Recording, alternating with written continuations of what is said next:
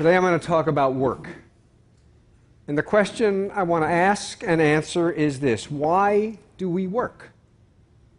Why do we drag ourselves out of bed every morning instead of living our lives just filled with bouncing from one TED-like adventure to another?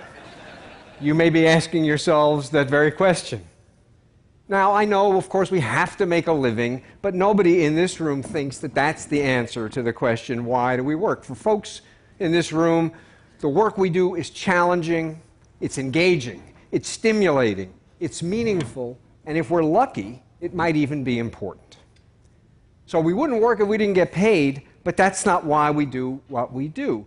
And in general, I think we think that material rewards are a pretty bad reason for doing the work that we do. When we say of somebody that he's in it for the money, we are not just being descriptive. Now, I think this is totally obvious, but the very obviousness of it raises what is for me an incredibly profound question. Why, if this is so obvious, why is it that for the overwhelming majority of people on the planet, the work they do has none of the characteristics that get us up and out of bed and off toward the office every morning? How is it that we allow the majority of people on the planet to do work that is monotonous, meaningless, and soul-deadening? Why is it that as capitalism developed, it created a mode of production of goods and services in which all the non-material satisfactions that might come from work were eliminated? Workers who do this kind of work, whether they do it in factories, in call centers, or in fulfillment warehouses, do it for pay. There is certainly no other earthly reason to do what they do except for pay. So the question is, why? And here's the answer. The answer is technology. Now, I know, yeah, technology, automation, screws people, blah, blah. That's not what I mean. I'm not talking about the kind of technology that has enveloped our lives and that people come to TED to hear about. I'm not talking about the technology of things, profound though that is. I'm talking about another technology. I'm talking about the technology of ideas. I call it idea technology. How clever of me. In addition to creating things, science creates ideas. Science creates ways of understanding. And in the social sciences, the ways of understanding that get created are ways of understanding ourselves, and they have an enormous influence on how we think, what we aspire to, and how we act. If you think your poverty is God's will, you pray. If you think your poverty is the result of your own inadequacy, you shrink into despair. And if you think your poverty is the result of oppression and domination, then you rise up in revolt.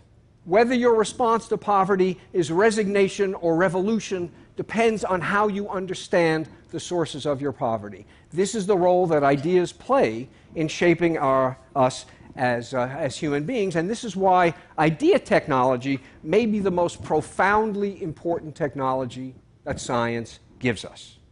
And there's something special about idea technology that makes it different from the technology of things. With things, if the technology sucks, it just vanishes, right?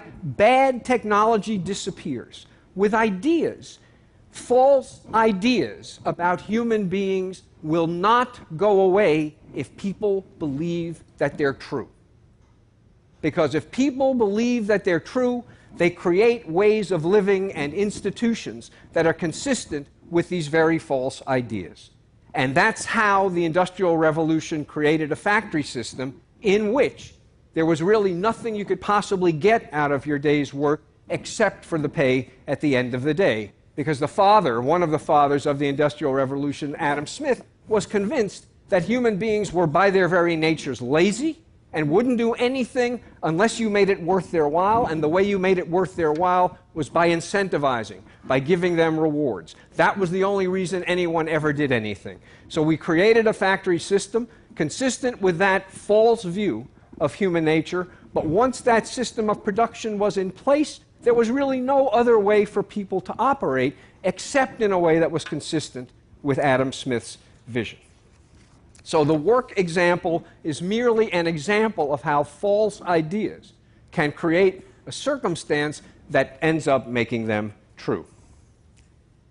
It is not true that you just can't get good help anymore. It is true that you can't get good help anymore when you give people work to do that is demeaning and soulless.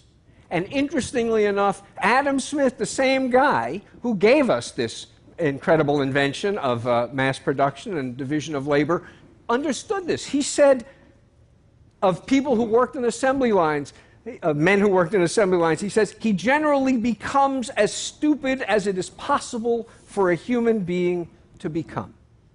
Now notice the word here is become. He generally becomes as stupid as it is possible for a human being to become. Whether he intended it or not, what Adam Smith was telling us there is that the very shape of the institution within which people work creates people who are fitted to the demands of that institution and deprives people of the opportunity to derive the kinds of satisfactions from their work that we take for granted. The thing about science, natural science, is that we can spin fantastic theories about the cosmos and have complete confidence that the cosmos is completely indifferent to our theories. It's going to work the same damn way no matter what theories we have about the cosmos. But we do have to worry about the theories we have of human nature, because human nature will be changed by the theories we have that are designed to explain and help us understand human beings. The distinguished anthropologist Clifford Geertz said years ago that human beings are the unfinished animals. And what he meant by that was that it is only human nature to have a human nature that is very much the product of the society in which people live. That human nature, that is to say our human nature, is much more created than it is discovered. We design human nature by designing the institutions within which people live and work. And so you people, pretty much the closest I ever get to being with masters of the universe, you people should be asking yourself a question as you go back home to run your organizations. Just what kind of human nature do you want to help design? Thank you. Thanks.